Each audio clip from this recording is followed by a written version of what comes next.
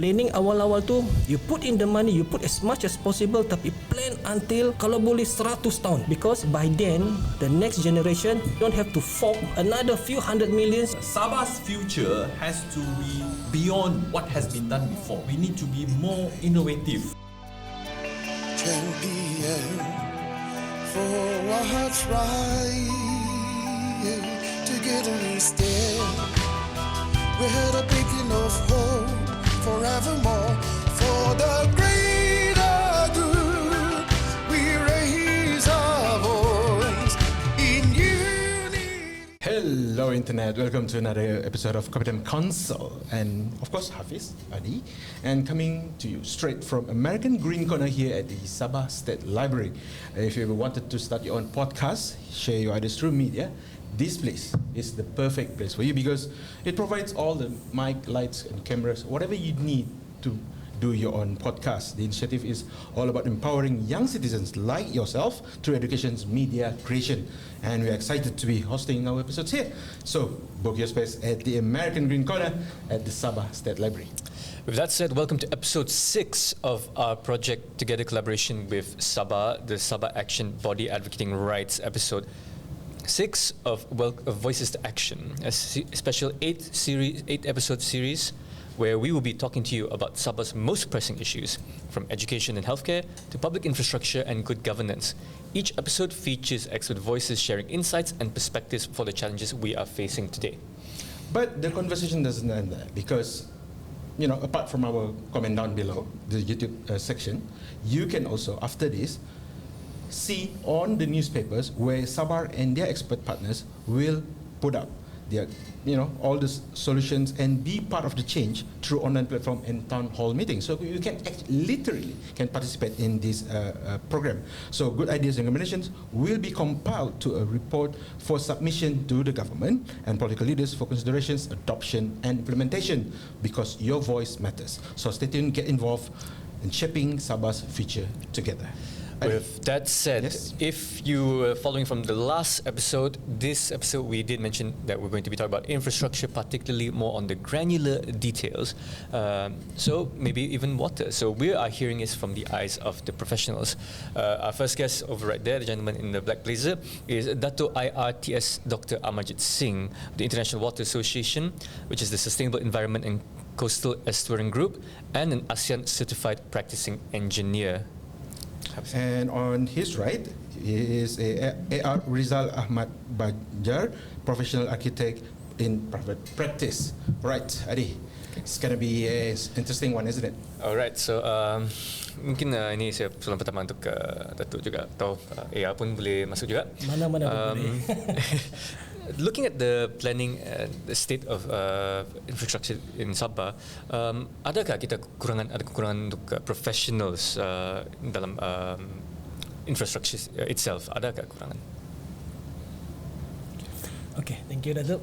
I wish I have your blazer lah. I'm so semangat sikit. Okay, so blazer. Okay, so basically they will be never have enough professionals. Mm-hmm. Because professionals, as what my colleagues has mentioned earlier on, there are a lot of cabang-cabang. Mm-hmm. Okay, even engineering, civil and structure pun, civil and structure is a cabang. Civil, there are cabang lagi, kereta api, like all those transportation, are all those cabang-cabang. So basically, we always need professionals, but especially those specifically looking into granular details. Mm-hmm. Sebab at the end of the day, when we are developed, we are looking into those details. At the moment, those details kita terpaksa import masuk. So bila import masuk, kadang-kadang that is another discussion which require another session, di mana that investment will go out. Macam yang remember last time the Twin Towers, why PM at that particular time they brought specialists to build that tower. It's not so much to build the tower, of course, it's one of the intention, but to introduce to the locals that this is the technology required, the skills required, the know-how required, the soft power. Exactly. Yep. Datuk. My idea, basically, yes, professionals will never be enough, but the country has to progress every time.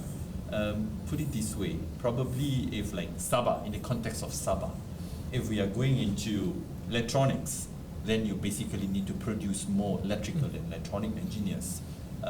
And like in Kuala Lumpur, probably the demand for civil engineering could be lesser. So coming back to my colleague, architect Rizal, yes, this profession will be growing further and further times. All right. In previous episode, we talk about a lot of plan being draft or whatever. Plan. Master all plan. plans. Master and plan. of course, the master of all plans. No master grand. plan. What about grand master plan? Master plan. But planning is only one thing. Implementing is another. And like rightly mentioned, so in the last episode, there's a lot of hurdles.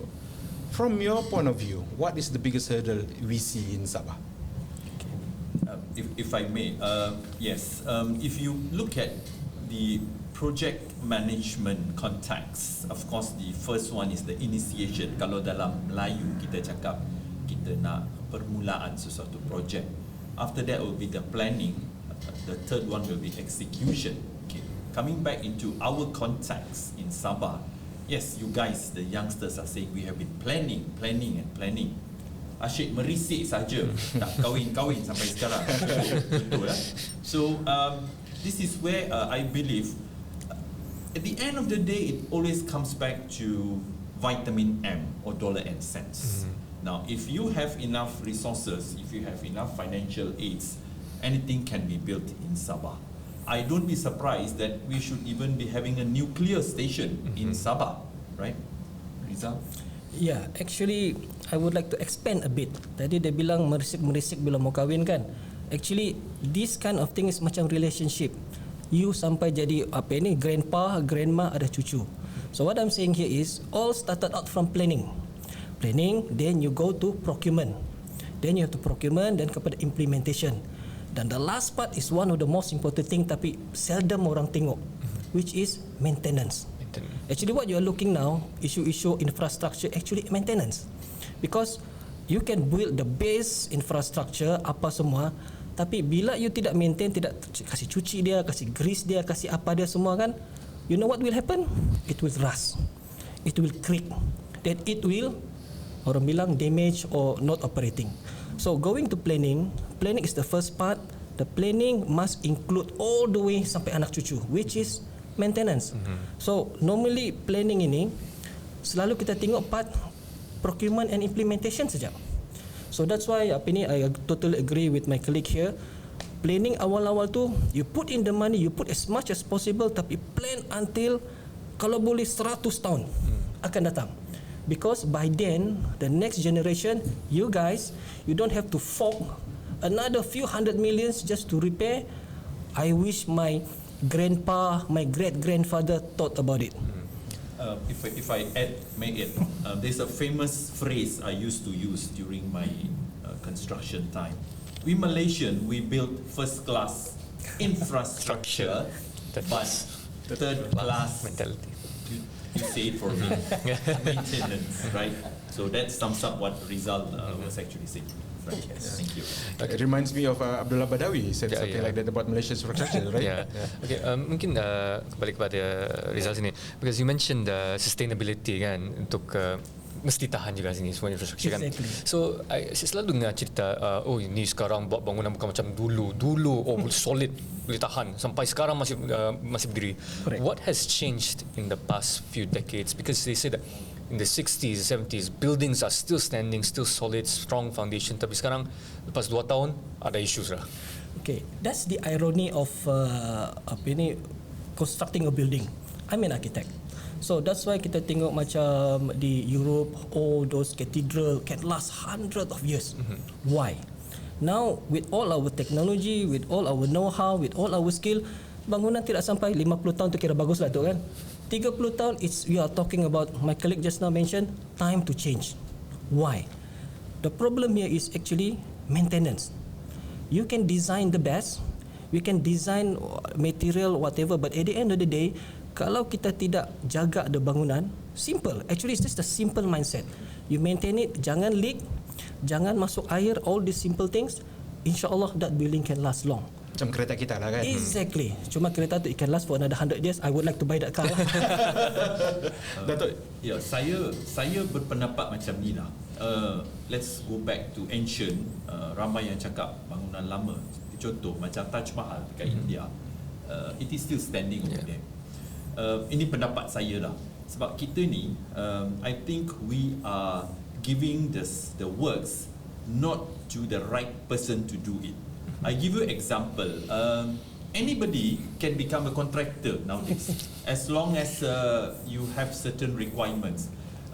Anybody can actually do any work nowadays. But if you go back maybe 40 or 50 years back, this is where if let's say Adi, if you are an expert, you are a musician, so I'll only hire you for musician. I will not ask you to do any cooking for me. See, so as the world progress nowadays, I noticed that that's why we have this philosophy of semua boleh. Saya cadangkan semua boleh ni sebenarnya dihadkan. Kalau boleh dalam industri saya dengan Tuan Rizal, arkitek Rizal pun sepatutnya dihadkan. Contoh, kalau you ke juruteraan awam and you are doing let's say infrastructure works, you are only supposed to be doing that. Assuming like let's say water supply, road. So you don't get the road guy to do water. You see, but this is my wish list actually for the upcoming generation. Since you already mentioned, I want to delay this question a little bit longer. But since you already mentioned it about those who are unqualified to do certain jobs, Alibaba business practice is not, it's not a secret anymore. Orang apa? Kalau yang the big company yang dapat, lepas tu yang buat all these subcontractors whatever, resulting in a very poor craftsmanship. That's the bottom line of it. Okay, and most of the money goes to the big company, the one that won the tender. How can we end this? I'm going to use this dishonest practice. Yes, please. Okay. Kalau tadi dia bilang open up can of worms kan, I think ni bukan lagi worms, ni ular, singa, naga semua keluar. That's all they want to hear. That's all they want to hear. Okay, so actually the intention of having subcontractors and such is good actually, in principle. Alright. Tapi bila the M, the keinginan untuk dapat M ni, so orang bilang terlebih mau, then they are giving the appropriate amount to the subcon to do it. Tidak cukup sudah. So that is where orang curi sana dan curi dan sebagainya lah. It's good in principle tadi. Explain a little bit. Because kadang-kadang you need to have a huge umbrella, which all the connections, facilities and equipments. Tapi kadang-kadang ada setengah kerja tu, better to give certain ni macam payung lah, konsep payung. Actually it's a good principle. Tapi it has been abused, manipulated to a certain extent that dia jadi macam commission basis. So that's what happened lah. Tapi one of the key things I would like to highlight with regards to this is, I might be unpopular of putting this. As a Bumiputra myself, actually Bumiputra need as much help as possible. Now, this policy has been abused and manipulated. So the irony is, semua project which I handle myself, I have been practicing since 2000. Sekarang sudah mau 25 tahun sudah. Sad to say, I only have one project completed on time. Wow. Okay. Out of maybe hundreds, thousands, small, besar, kecil. Tiada satu pun siap on time kecuali satu saja. Dan satu I can remember it because that's the only one completed on time. And the irony is that project is not a local project. It's a negara jiran punya project, and then the contractors pun dari orang negara jiran. So, but what I'm saying here is, kadang-kadang we have to think out of the box. Kalau hierarchy kan sekarang ada payung, you have to class Bumiputra dan sebagainya atau di bawah. Why don't kasih terbalik that structure, yang di bawah tu naik di atas. The one who actually do the works are given ample opportunity to do the work without having to go through all these things. So then we put the actual people who can do the work are doing the work, given the appropriate budget, appropriate margin to complete the work. So this is very unpopular opinion, but from my experience, we know who's doing the work. But they are the last one to receive the money. They are the one receiving the least money. Sometimes they don't receive at all. That's the worst. I think what Rizal is saying is the inverse system. You see, let's say a big company, you get a job. So next thing, you're still going to get subcons. So why is the government practicing giving it to the main contractors rather than straight away giving To the direct to the subcontractors levels? I think this was practically practiced a long time ago in Semenanjung also. But when the Bumiputra ideology came inside, so slowly it diminished for everyone. We call ourselves as Malaysians, but are we actually equally treated? I mean, that's another question, right? So in a way, it's would you say that because all the government had to handle all the subcontractors, right? Would that require a very different skill set than compared to now? Because it seems like you give it to one big contractor, he handles everything. You don't really need to know what's happening below. Well, actually, it's not, because either way, the sets of problems is just a matter of situation. So, walaupun dia main con, the problem will be delay, you have to provide extension of time dan sebagainya. Now, if the subcon yang buat, dia cuma in terms of how many subcons that you manage. So, actually, just I touch a bit of contract. So, mungkin ada terlebih detail sikit lah. Tapi, most of the contracts, macam ambil lah buat rumah kan, rumah banglo. You have ada bumbung, ada lantai, ada tingkap kan. So, paling senang sekali, okay, bagi main-con buat. Dia buat semua, you tidak mau fikir dia buat semua. Now, this main-con, dia bukan spesialis bumbung. Dia akan cari orang buat bumbung, kan? Tapi bila dia panggil orang yang buat bumbung ini, do you know what he will do? He will mark it up. Sebab dia main-con. So, dia ambil margin besar, kadang-kadang 30%. Now, one of the thing I have suggested to some of my client that, kalau spesialis bumbung kasih keluar dia, bagi yang buat bumbung buat. Because dalam kontrak, we allow percentage. Percentage tu dia panggil profit of tenders untuk jaga saja. Tapi yang buat itu adalah spesialis dan dia tidak akan mark up the price. Actually keuntungan tu balik kepada the owner. Now you are in a win-win situation. You get good work, you get saving, and then in terms of delivery will be insyaAllah on time. Banding dengan the conventional way of doing things. Balik kepada yang inverse tadi kan, mau umbrella tu diterbalikkan kan. But some of the what the gatekeeping is that all this requirement, the capital and whatnot. Jadi mana lah yang company yang expert, let's say lah, expert bumbung, mana ada mungkin millions dalam bank mau? Actually that's the misconception. Nanti apa ni Datuk akan continue. The misconception is you assume dia orang tiada kelayakan. They do. Tapi what they don't have is the so-called Bumiputra, the so-called connection, and then all those so-called licensing. Actually, they have. The main thing here is what you want from them is the skill. You see, that's the key one. Itu yang kita mau sebenarnya. Dan kita mau itu put as priority to complete the project rather than the last thing for them to implement. I think what Rizal is actually saying is you get something, you get a benefit. It's because of who or what qualifications you have. It's not based on your race, religion, and whatsoever. So that's a very far-sighted actually for Malaysia. But I'm not sure whether we are moving the other way around or what is going to happen. As you can see, if we I'm sure you have been noticing lots of students, especially when they finish their either SPM or STPM. I will use the word the nuns. Okay, the nuns. They don't have any opportunity to go either scholarships or to go for matriculations. So this is where I think what we should do is. But as I said, the government actually did relax. They have relaxed it. It will take time. Because we are already in the system. We are already in the system. It's part of it. It's in our blood. So it will take some time. Probably the new generation, Adi and Hafiz, when you become someone, and it will be easier probably to reverse it back. It seems like macam ni semua it's not more so macam the work itself yang it's more cottage industry of procurement, acquisition itu yang mana duit boleh masuk kan. Sorry, as Rizal was saying, it's not they don't have the capital. They do have. They have the expertise too. But the only thing is sometimes the requirements, the prerequisite. Is that right, Rizal? Exactly, yep. The prerequisite requirements is not there. So that hampers. So eventually, the guy with the BB title, Putra, they will get it. They will still come back to the non-Bumiputra. Definitely.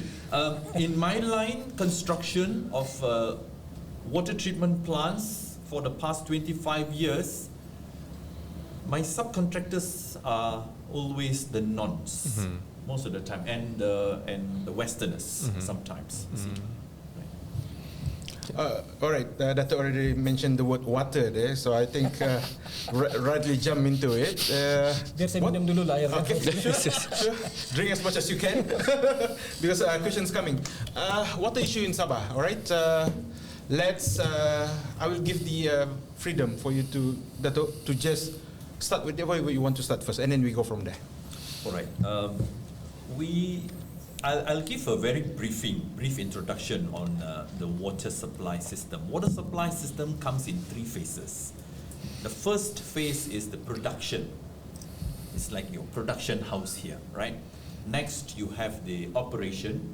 Last but not least is the billing. Okay. Production is where the structure, where your infrastructure sits. They operate, they produce water.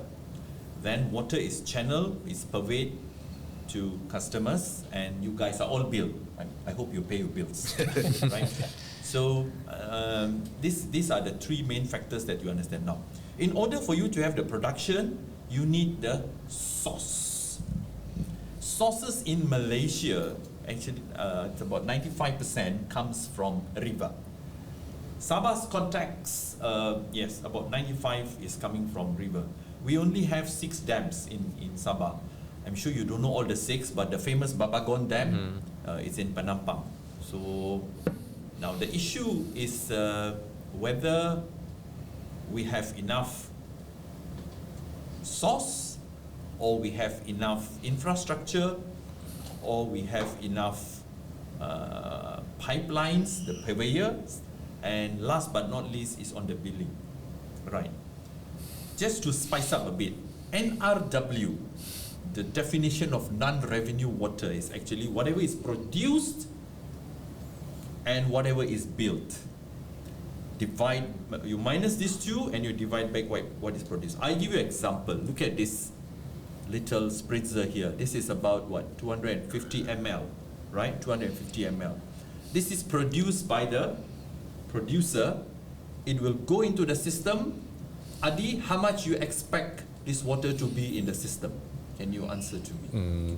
RM1.20. No. I'm not talking about the cost. Let's say this is okay. Let's say 1 liter. Assuming this is 1 liter, how much it should be actually in the system flowing? 1 liter in the system. 1 liter, exactly. Simple mathematics. But what happens is 50% is actually gone. Where does it go? That is another topic, another forum. So 50% is gone, so 1 liter you only have 0.5 liters. That means the billing is only 0.5. That means your NRW is already 50%. Okay. Now in Sabah, the NRW is more than 60%. Okay, I'm going to stop there now. Rizal has anything to say? Mau tambah? Dia memang expert air lah. Tapi from my point of view, because when I do planning, one of the main component that we need to put into the planning are infrastructure and utilities, and one of them air. Jadi air ini is basically we need to work out all the design and plan, but one of the most important thing that we need to allow for is contribution. Contribution dalam bahasa Malaysia apa? Sumbangan kepada jabatan air untuk pasang pipe, pasang meter dan supaya air tu kena supply. Now, macam Datuk mention just now, the NRW, the developer, diorang tidak kira macam mana pun. Dia cuma risau pasal itu sumbangan. So the further you are, the more that you have to pay. That is number 1. Number 2, when we are aware of this, orang bilang NRW or non-revenue water, that is where we are looking out. Sekarang you mentioned about sustainability just now kan. What I have in mind of sustainability is actually based on environmental punya consideration. Actually, for example, I don't know whether you have heard of Green Building Index, GBI. That is a certification of sustainability in development and building. That is where kita guna balik water recycling and as such. So we are aware of daripada air tu semua kita terima, kita guna untuk pump toilet lah, pump air bunga. We are actually suggesting untuk include dalam that development untuk this kegunaan ada grey water or black water. Grey water, black water yang semua ni lah. But the thing here is untuk rather than bergantung sepenuhnya kepada water dari jabatan air, actually we are asking for some sort of incentive dari kerajaan untuk promote this kind of selain daripada tangki, setiap rumah buat pasang tangki Tangki biru, tangki hijau, tangki coklat, whatever you call it need to be centralized, planned and prepared by the developer supaya complement jabatan air. So NRW is one thing, but at least tidak semuanya hilang begitu. So we are talking about complementary in terms of sustainability design. Ada mismatch lah situ. From what government is providing. Okay, just picking back up on the processes tentang water infrastructure kan, pasal Wabi Datuk Syahmi Ayah mention tahun lepas, the issue is not exactly setting up tetapi funding. Biasanya funding mesti come from federal untuk projek macam ni, tetapi usually delay atau kena pegang. So state government perlukan ambil loan untuk finance the project. Sampai sekarang masih, I feel that's the issue. Mungkin Datuk, you can expand on it. Is funding really hampered from that level? I believe the funding is hampering the current infrastructure. I think before this session, before our session just now, if you see that I used to make another joke when I used to live in Kuala Lumpur. In KL, we are having flyovers 3-4 level sudah. Di Sabah, we are still looking at one. So actually, I answer your question already. So all the money need to be brought back to develop our state. Another question I always raise is, I'm not sure whether you know, the largest treatment plant in Sabah, the capacity is 180 million litres in a day. Dalam Melayu, 180 juta liter sehari. Masa saya bekerja dekat Selangor, dekat Air Selangor, now is Air Selangor, of course, those days was Jabatan Bekalan Air Selangor. Loji air Sungai Selangor, dia punya kapasiti 900 juta liter. Selangor 2 is 950 juta liter. Selangor 3 is 800 juta liter. So saya selalu tanya satu soalan, kenapa dekat Sabah ni kita suka bina kecil-kecil, small. Every time we only go for small. Next time bring a larger spritzer for me. It's too small. Anyway, yes, the question arose when I took over the department's position. Said that why are we building so small? That is why myself and Architect Rizal and a few of our consultant friends, we are actually trying to promote something in terms of storage. Okay, I'm talking about storage because every time, sometimes they said we don't have enough storage. Rather than building upstream dams, yeah, if I may. Rather than, when I say upstream, means really into the mainland. Why don't we build water dams in the sea? Okay, water dams can be built in sea. One country has done it. It's China. China has done it, and they are serving a population for about 12 million people using that storage. Now, whenever we have additional rainfall, Architect Rizal, just now you were saying about green water and black water. I do agree with you, but the question is always like that. We are having enough rain. 2,500 millimeter per year. Where is the water going?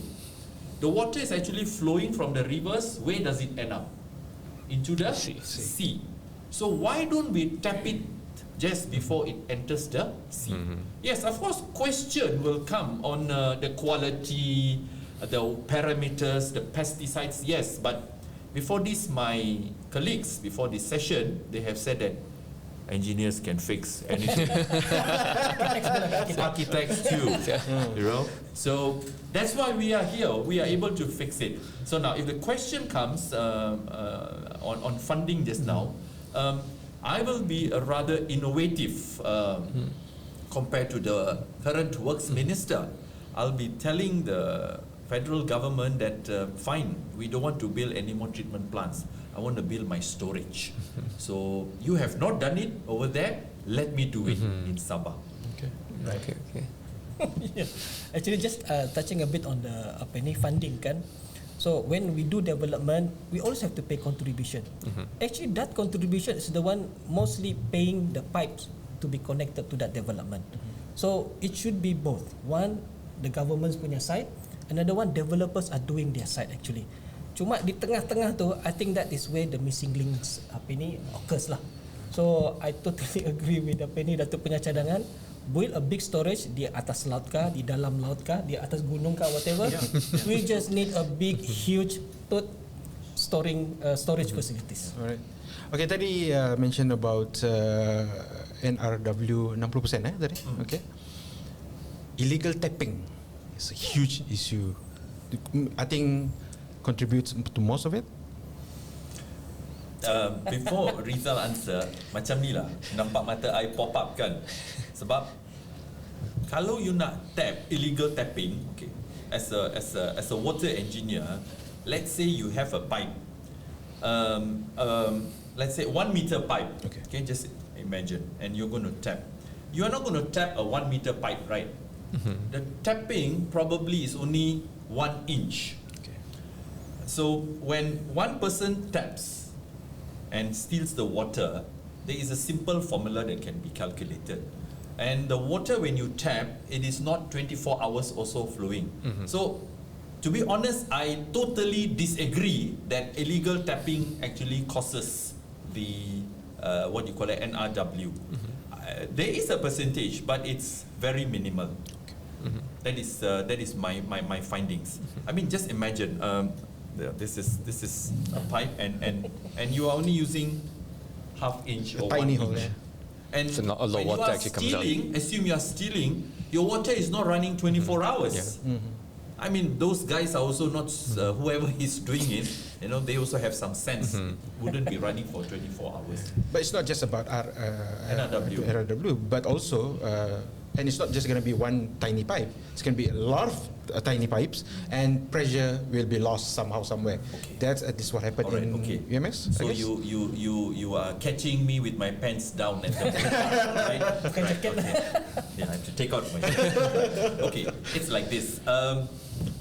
My question is, yes, you can have hundreds tapping at the end of the day, but the pressure losses will be there. Having said that, when a design is actually done, normally a good designer has always taken into consideration all these factors, right? So the issue you were talking about Sepangga just now, right? Sepangga, it's not because of illegal tapping that is actually causing the issue. The issue is further than that, more than that.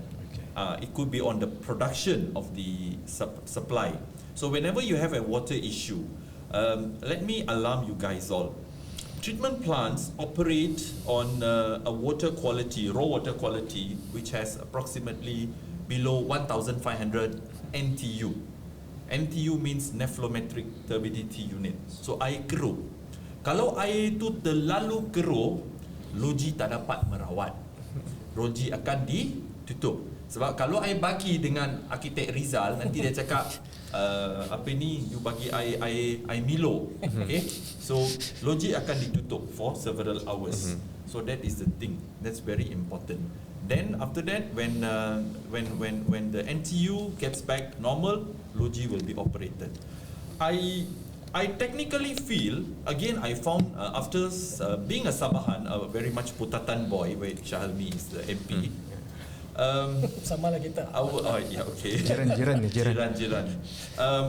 Isu kita dekat Sabah ni, kalau kamu tengok siapa yang tinggal dekat taman-taman, cuba you perhatikan dekat taman-taman, ada tak dekat taman kamu tu ada tangki simpanan air?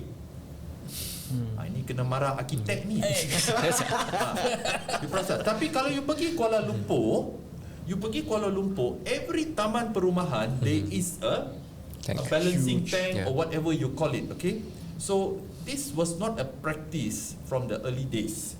This was not a practice. So what we do, we are relying on the government water tanks and direct into our houses. So now the new infrastructure, every time whenever you do, you need to build those new housing If you go to IJM in Sandakan, they have their own. You go to Taman Surya in Penampang, they have their own. That is actually to serve your Community. your community. That's the word. I mean, whether or not it's like a very marginal loss in the water, still I don't recommend anyone to illegally tap any water because still, regardless, it's not recommended. It's not an endorsement. Okay? Yeah, it's not endorsement. Not saying that because you're losing a little doesn't mean you should be doing it. Doesn't matter. Yeah, regardless. So okay, now not enough water punya issue, but now in terms of too much water, like you alluded just now, Datuk, which is when we have so much rainwater coming in every year. Recently, the past 2-3 weeks, the weather in Sabah has been chaotic, very turbulent. We've seen floods everywhere in Sabah, like a lot of, especially like area Pendalaman, been very heavily affected. So with concerns to that, is like macam di Keningau kan, saya nampak first time. Di Pekan Keningau, I've seen flooded teruk gila. So, what's your assessment on the current mitigating infrastructure we have? Is it being strained right now, atau is it still operational, atau we have to improve sekarang? Flood, I think Rizal will be Okay. Designer punya. Yeah, actually, when we do planning, the bigger your development, the more provision you have to provide for. Macam I would say dalam technical terms, MASMA. MASMA is apa ni? Is flood, bukan flood mitigation, is perparitan, drainage mitigation. It means konsep dia, tanah tu sebelum kena develop, air tu masuk, dia discharge, jadi bila kena buat bangunan, dia discharge sama juga. Then that part kena design. Selalunya in terms of a huge detention pond, itulah kadang-kadang kalau kita pergi perumahan ada nampak kolam besar, itulah tu detention pond. Now, in principle, kalau in perfect situation, sepatutnya kalau hujan besar, tiada bangunan, tiada flooding. Tapi kenapa dia buat juga semua ni still flooding? Now this is my opinion. One, yang drainage di luar cannot cope. Now why cannot cope? Ini berbalik kepada planning. Planning kena buat dulu, let's say 10-15 years ago, baru mau apply budget, baru dia implement, might be 10 or 15 years later. Tapi bila dia mau implement, benda sudah berubah. Development sudah naik. Jadi whatever master plan drainage yang diorang buat tu sudah ketinggalan zaman. Then they have to update it again for the next 10-15 years. This is berkaitan dengan government punya procurement. Because their plan, let's say at least 2-3 tahun, submit, minta budget, which is another 2-3 tahun, implement mungkin 7-8 tahun kemudian. Tapi that place, high rise sudah naik, apa semua. Jadi bila berlaku, no matter how good we design dalam that confined development, tapi kalau di luar itu, ini dua. Satu, drainage yang proper kena buat. Nombor dua, maintenance.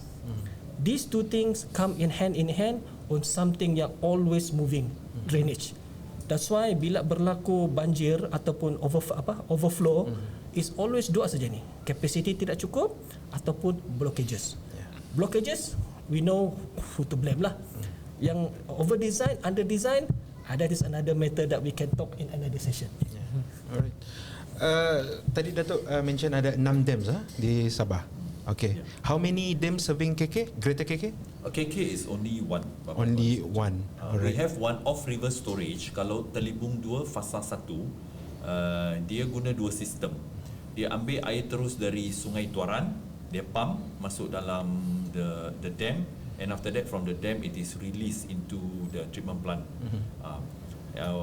Or the other option, dia boleh terus, bila dia pump, dia terus masuk dalam sistem untuk apa ini. So whenever it is you have enough water, they try to pump into the dam.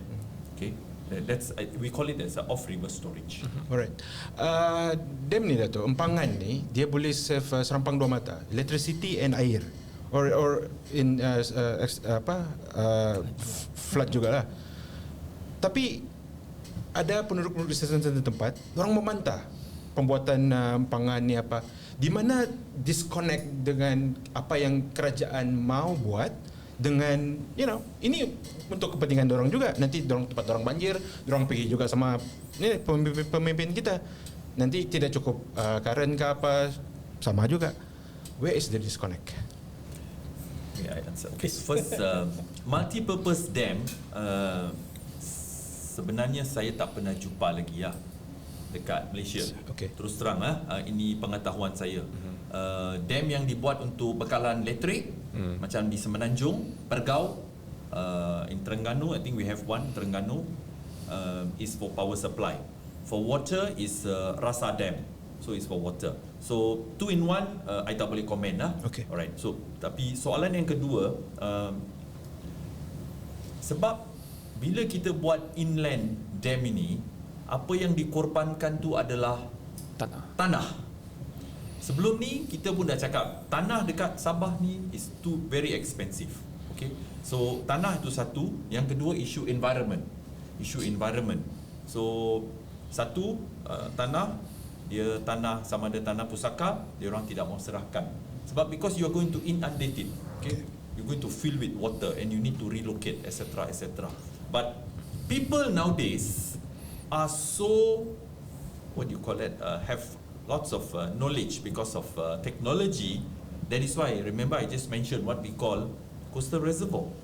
So they can ask back whoever you were saying the pemimpin said, Tuan, daripada mengorbankan tanah pusaka saya, lebih baik you korbankan ikan-ikan yang duduk dalam laut. Contoh. Okay. So this is where, that's why I know where are you going, Hafiz, like the Papar Dam. There's a lot of objection, you know, a lot of what do you call it? Dissatisfaction.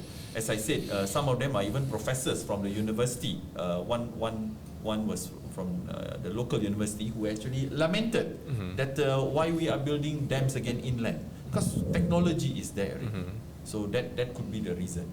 Okay. Rizal, you wanna? Yeah, actually pasal energy ni, actually the source is not only one sebenarnya. So that's why we should be looking at a holistic approach with regards to power generation. So apa ni dam, hydro dam apa yang generate power is just one of them. Yeah. So they can be solar, they can be orang bilang hydrogen, even to not worse lah. Another extent is nuclear for example lah. Yeah. Tapi we should be looking at multiple source of power supply. Jadi at least we can reduce orang bilang pengambilan tanah pusaka dan sebagainya, but we must have that effort and motivation to actually explore this other sources of energy supply lah. And I think which to be frank, the state government is looking into it. They set up a body, they set up ECOS dan sebagainya. Okay. Actually they are looking into it. Cuma sekarang ni inilah planning. Sudah plan, procurement, now implementation, and make sure it is maintained so that it can serve your generation until the next generation. Kita Rizal, kita kena inovatif. Kalau you pergi dekat China, mereka sekarang dah buat kajian menggunakan, mereka letak turbine, they put turbine into the sea, and using the sea water energy velocity to turn the turbines to generate power supply. And here we are still talking about water and inundating land. So this is where the Sabah's future has to be beyond what has been done before. We need to be more, as I said, innovative, thinking, not say out of the box. I remember the current state secretary, I admire his words. He always will say, there is no box. There is no box. So we have to be further, we need to be aggressive. Mungkin tak pergi jauh sampai negara China, tapi sebelah Sabah di Sarawak kan, bandingkan dengan Sarawak, you have bakun, batang air, all this kan, tapi they use it as a way to showcase how dams can be done atau how they do it. Mungkin atau Rizal, you can compare how Sarawak does their dams compared to Sabah, how they will be. I don't know if they're as successful, tapi they're very proud of it kan. Believe like bakun, it was the same situation. There was a lot of resistance, I'm sure, during that time. But it was built last time. That time nobody was talking about no social media. Social media is another platform. But what I'm trying to say, there's no other innovative solutions those days, like nuclear, solar, etc. But now there is a possible, it's possible to do it. Ya, tapi sekarang dia mulling over cascading dams kan, to do even more di Sarawak. How are they able to secure that, continue even now? Cascading is because of their topography. It's because Easier of for the them to do it there. topography. It's Okay, easier okay. for them to do that, and they have very long. They have a lots of rivers actually. They have a lot of rivers. The longest river in Malaysia is in Sarawak, Raja. That was a geography question for Form 1. I my time. I almost forgotten already the answer. Right. Then, back to renewables kan. Because this was way early. You mentioned nuclear and then you said that, it's not nuclear, right? That always rings alarm bells for people, especially like environmentalists, right? But I've also seen, both sides of the arguments are very strong, have strong opinions. One saying that it's net bad, while the other saying that it's actually the cleanest source of energy. How do you both feel about it? Actually, that's the irony of comparing things. Even simple dam, ada negative dia, ada positif dia. So it's very difficult to say it is good or bad. It depends on the context. Now, the context of power generation, the cleanest is nuclear. But now the worst case scenario, if it fails, the spillover, it can last hundreds or even thousands of years. Now, that's the bad side of it. Tapi if you look at all over the world, especially in the developed country, the only thing yang the most famous one is the one in Japan. Tapi it's because due to earthquake. Tapi whatever that we are planning, you're going to build it, you must plan accordingly. Like for example, kita tahu Sabah ni orang bilang prone to earthquake, right? So definitely have to build something that is orang bilang can cater for that kind of situation. So orang bilang it's all about planning. When the good of it outweighs the negative side of it, at the end of the day, it is us who wants it. If I may, a pro and cons are there. I'm not going to comment on nuclear. I'm not a nuclear guy. Yes. Coming back to the pro and cons, as you were saying, water dams when they build. Let me bring back myself when I was in primary 4, ilmu alam. Wah, ilmu alam. That time geography was called ilmu alam. And ilmu alam stated that negeri Sabah tidak ada earthquake. Tidak ada earthquake. Okay, you guys definitely will know. My children also they don't know about this fact. Ilmu alam mengatakan tidak ada earthquake. But what happened in 2005? Was it 2005? And now regularly it is happening. So coming back to the dams again, Fiz, I will definitely say it is a risk to put a dam in the mainland compared to in the sea. In the sea, actually, even though there is an earthquake, it's not going to harm you. And the coastal reservoirs can also protect you from tsunamis. Okay, it can protect you from tsunamis. That's why it was also explained in the Sabah Blue Economy that they want to harvest that electricity from the ocean wave. More initiatives definitely. Solar farm can be done in water as well. Exactly, yes. So we don't need to sacrifice, like you mentioned, that all this nenek moyang punya tanah dulu semua. Maybe we are about to reach our time limit here, but let's touch a bit on Pen Borneo, shall we? Okay. One of the biggest story that Sarawak late 2024, 99% done. Sabah, what is the status and how fast are we going? Is it Arnab punya speed ke or Semut punya speed? Honestly speaking, I wouldn't be able to comment on Pan Borneo. Remember my earlier statement, I've already confined myself to water. So I'll only comment on water supply. Sorry guys, we tried. Sorry. Okay, I wouldn't comment per se on Pen Borneo, but I will comment per se in general of project procurement and implementation. Now, I already qualify myself on that one. The problem with Sabah now, a lot of the projects are actually, number one, was not done by the people who are supposed to do it. That's number one. Number two are the presence of cartels. So, you know what is cartels? Cartels orang monopoli by means of macam-macam cara lah. So, when they manage and control it, at the end of the day, duit yang sampai is sikit. Sikit is very subjective. Now, the one that I'm saying cartels, dia macam-macam cartels. I'm talking about construction cartels. And then most of contohnya projek daripada federal, these cartels are already ambil. Dia already ambil dia punya whatever. Bila sampai di sini, it's a matter of siapa boleh buat. So siapa boleh buat, it's not only affecting the contractors but also affecting the professionals. Because cartels, they are managing A to Z, sampai sini is just pakai nama. So that is one of the main, I would say one of the major reasons yang bila implementation of major project di Sabah, because satu, bukan lagi the actual people doing it. Okay. Number two, the money is, orang bilang, the trickle back bukan di Sabah, dia pergi luar. Okay. That's the orang bilang the sad part of it.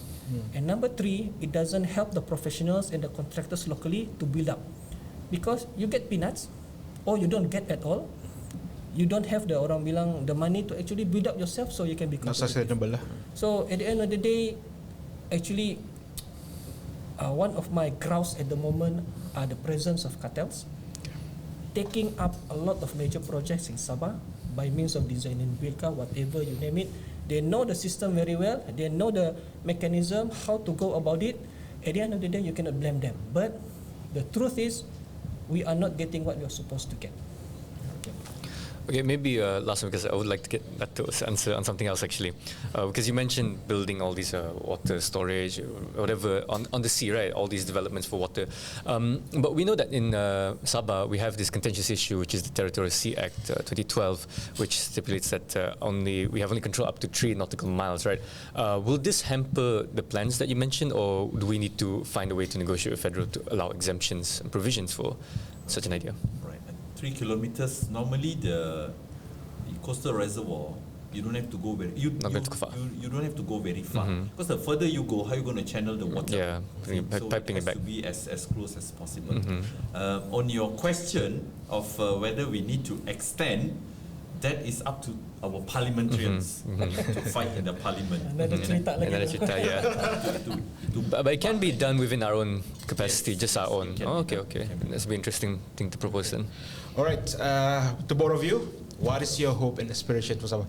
You and Datuk first, and then Rizal.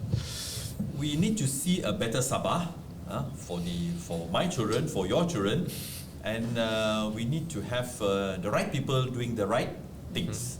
Meritocracy, yeah? Meritocracy, yeah. For me, it's actually quite simple. Whatever we plan, we have to implement it all the way through.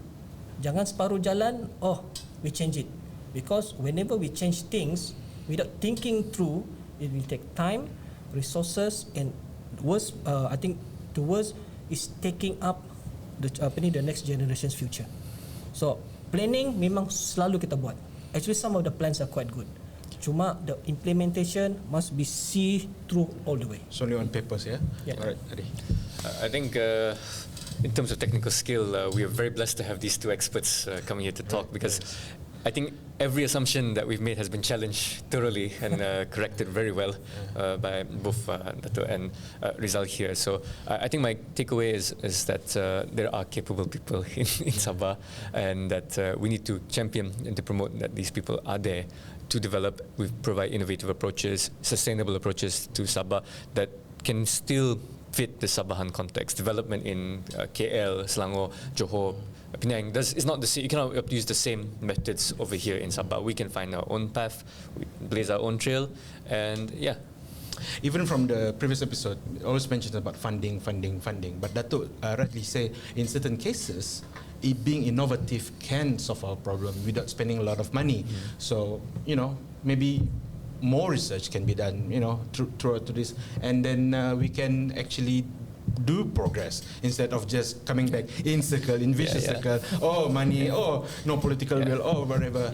Because innovation is there, we can learn from China, even our nearest neighbor Sarawak, right, Daddy? Yeah, and definitely these ideas needs to be shared and brought to the public. And where can you do it? Over here at the American Green Corner. Anyway, if you feel like you want to talk about issues like this, if you have an idea to share, you can do so at the American Green Corner, which has provided us this lovely space. You just need to book it online here, the American Green Corner, at the Sabah State Library. And of course, if you're watching this on YouTube, you can see Dato' and Rizal here, and you maybe disagree with their opinion, please write down the comment below and tell us what do you think and your aspiration towards Sabah development in the future. We also available on TikTok and Instagram. See you there.